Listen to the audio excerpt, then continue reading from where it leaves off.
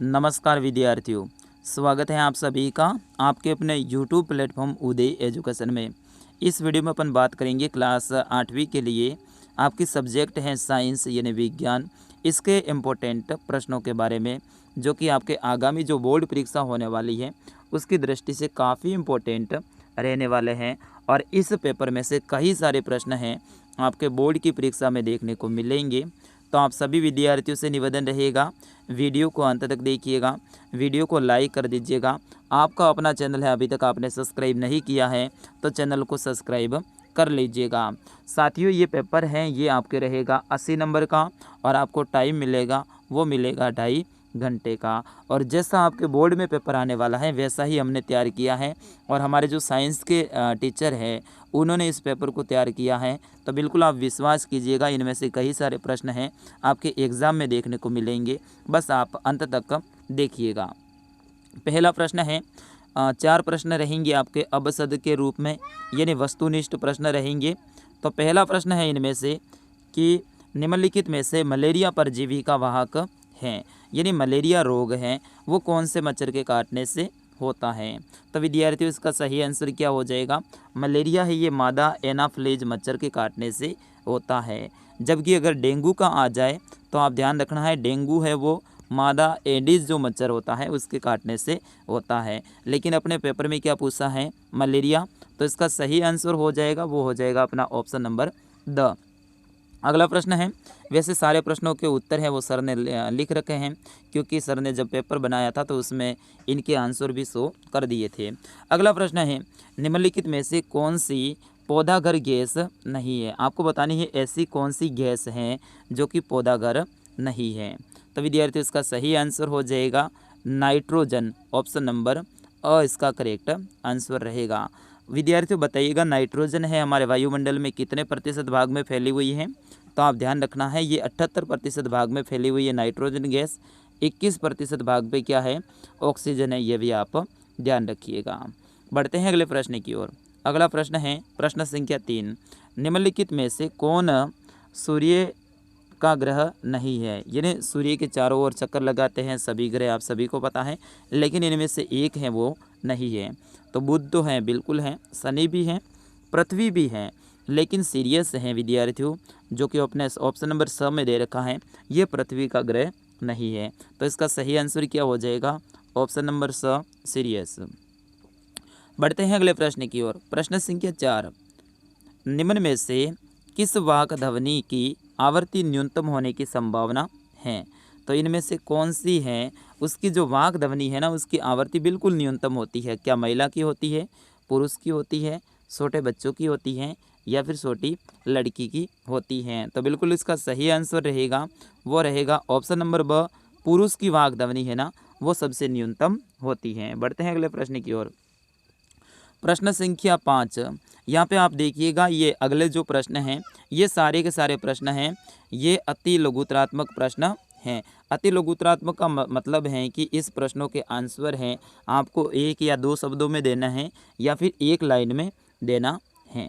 तो अगला प्रश्न है, आवर्ती किसे कहते हैं? विद्यार्थियों, ये साइंस के सर ने पेपर बनाया है और साइंस के जो इनके आंसर है वो हम नहीं बताएंगे, लेकिन इनके जो इम्पोर्टेंट प्रश्न है वो हम बता रहे हैं। तो आवर्ती किसे कहते हैं, इस प्रश्न को आप याद कर लीजिएगा, अपनी बुक में टिक लगा दीजिएगा, क्योंकि ये प्रश्न बहुत ही इम्पोर्टेंट हैं आपके बोर्ड की परीक्षा की दृष्टि से। अगला प्रश्न है, घर्षण किसे कहते हैं? अगला प्रश्न है, रेड डाटा पुस्तक क्या है? इसमें किसकी जानकारी रहती है? जो संकटग्रस्त जो जातियाँ होती हैं या फिर विलुप्त होने की कगार पे जातियाँ होती हैं उनकी हैं वो यहाँ पे जानकारी रहती है। अगला प्रश्न है, CNG का पूरा नाम क्या है? बिल्कुल CNG का पूरा नाम भी, ये भी प्रश्न आपके एग्ज़ाम की दृष्टि से काफ़ी इम्पोर्टेंट रहने वाला है। हाँ, थोड़ा सा बेक आ जाते हैं। चलिए, प्रश्न संख्या 9 है, बहुलक को अंग्रेजी में क्या कहते हैं? बिल्कुल आपको बताना है कि बहुलक है उसको अंग्रेजी में क्या कहते हैं, ये प्रश्न आप याद कर लीजिएगा। अगला प्रश्न है, मानव शुक्राणु की विशेषताएं बताओ। अगला प्रश्न है, धातुओं में तन्यता का गुण क्या होता है? ये सारे के सारे प्रश्न हैं ये आपके अति लघुतरात्मक है, यानी इनके जो आपको नंबर मिलेंगे वो मिलेंगे 1 नंबर और इनके आंसर हैं वो आपको 1 शब्द में या फिर 1 लाइन में देना है।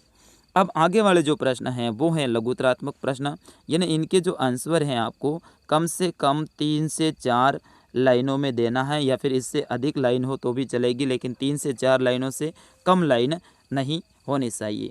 तो बिल्कुल ये प्रश्न सारे के सारे आपके बोर्ड की परीक्षा की दृष्टि से बेहद ही इम्पोर्टेंट रहेंगे, आप अंत तक वीडियो को देखिएगा। तो अगला प्रश्न है कि आधुनिक सिंचाई की 2 विधियों का वर्णन कीजिए, यानी आधुनिक जो सिंचाई है उनकी 2 विधियां आपको लिखनी है और उनके बारे में थोड़ा थोड़ा लिखना है। अगला प्रश्न है पाचरीकरण किसे कहते हैं। प्रश्न संख्या 13 क्या है, पाचरीकरण किसे कहते हैं। ये प्रश्न काफ़ी इम्पोर्टेंट है। अगला प्रश्न देखते हैं। अगला प्रश्न है जैव निम्नीकरण पदार्थ तथा जैव अनिम्नीकरण पदार्थ मर में अंतर लिखो।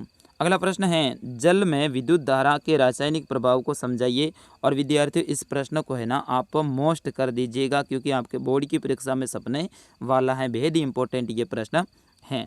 अगला प्रश्न है धातुओं तथा अधातुओं के उपयोग लिखिए। बिल्कुल आपको लिखना है, सॉरी इसको मिटा देता हूँ थोड़ा सा। हाँ, धातुओं तथा अधातुओं में उपयोग है वो आपको लिखने हैं। अगला प्रश्न है ध्वनि प्रदूषण मानव के लिए किस प्रकार से हानिकारक है, इसका वर्णन करना है। बिल्कुल ध्वनि प्रदूषण है ये मानव के लिए किस प्रकार हानिकारक है और इनका वर्णन करना है। ध्वनि प्रदूषण से क्या होता है, मानव है वो बहरा हो जाता है और उसके जो सुनने की जो क्षमता है वो कम हो जाती है, इससे बहरा भी हो सकता है। इस तरह से जो हानिकारक हैं वो आपको लिखना है। अगला प्रश्न है नायलॉन के उपयोग लिखिए, यानी नायलॉन का उपयोग है अपन कहाँ कहाँ करते हैं। चलिए प्रश्न संख्या 19 है पेट्रो रसायन किसे कहते हैं। पेट्रो रसायन किसे कहते हैं। अब आगे वाले जो प्रश्न रहेंगे ये सारे के सारे निबंधात्मक रहेंगे, यानी इनके आंसर हैं आपको बड़े बड़े देने हैं और ये प्रश्न है ये 4 या फिर 5 नंबर के रहने वाले हैं। तो 20वां प्रश्न है प्रकृति में कितने प्रकार के संसाधन पाए जाते हैं, वर्णन करना है। आपको बताना है प्रकृति में कितने प्रकार के संसाधन पाए जाते हैं और उनका वर्णन करना है। अगर ये इसका आंसर नहीं आता है तो अगला प्रश्न भी है आपके सामने, अथवा में ऑप्शन रहेगा।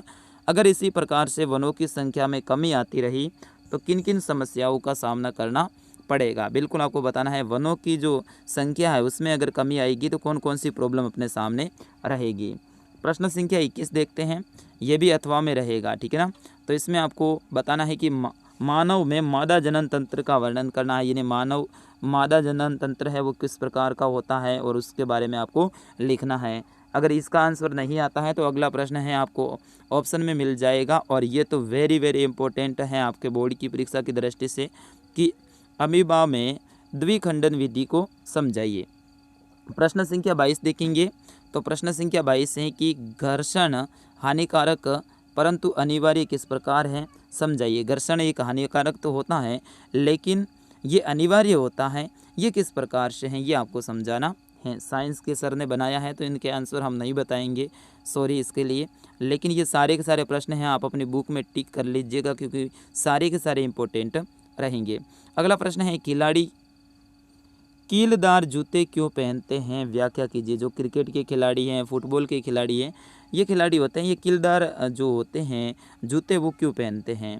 अगला प्रश्न है विद्युत लेपन किसे कहते हैं, समझाइए। विद्युत लेपन किसे कहते हैं इनके बारे में बताना। अगर इसका आंसर आपको नहीं आता है तो अथवा में ऑप्शन मिल जाएगा। सर्दियों में स्वेटर उतारते समय चट चट की ध्वनि सुनाई देती है, ये क्यों देती है इनके बारे में आपको समझाना है। अगला प्रश्न है तारामंडल किसे कहते हैं, क्या आकाश में तारे गति करते हैं, समझाइए। तारामंडल किसे कहते हैं, इस प्रश्न को आप अंडरलाइन कर दीजिएगा, टिक कर लीजिएगा क्योंकि बेहद ही इंपॉर्टेंट है आपके परीक्षा की दृष्टि से। क्या आकाश में तारे गति करते हैं इनके बारे में भी आपको समझाना है। या फिर अगर इसका आंसर नहीं आता तो अथवा में ऑप्शन मिल जाएगा। विश्व उष्णन एक गंभीर संकट किस प्रकार है इनके बारे में व्याख्या कीजिए। तो साथियों ये थे आपके साइंस के इम्पोर्टेंट प्रश्न जो कि आपके आगामी परीक्षा की दृष्टि से काफ़ी इम्पोर्टेंट रहने वाले हैं। सभी विद्यार्थियों से निवेदन रहेगा इन प्रश्नों को आप याद कर लीजिएगा क्योंकि आपके एग्ज़ाम की दृष्टि से बेहद ही इम्पोर्टेंट रहेंगे। और अगला किस विषय का पेपर चाहिए वो आप ज़रूर कमेंट में लिखिएगा। बाकी जो कल शाम को 7 बजे जो पेपर आएगा वो हिंदी का आने वाला है। तो रोज़ाना शाम को 7:30 बजे पेपर आता है आपके क्लास 8 का, तो आप ज़रूर देखा करें।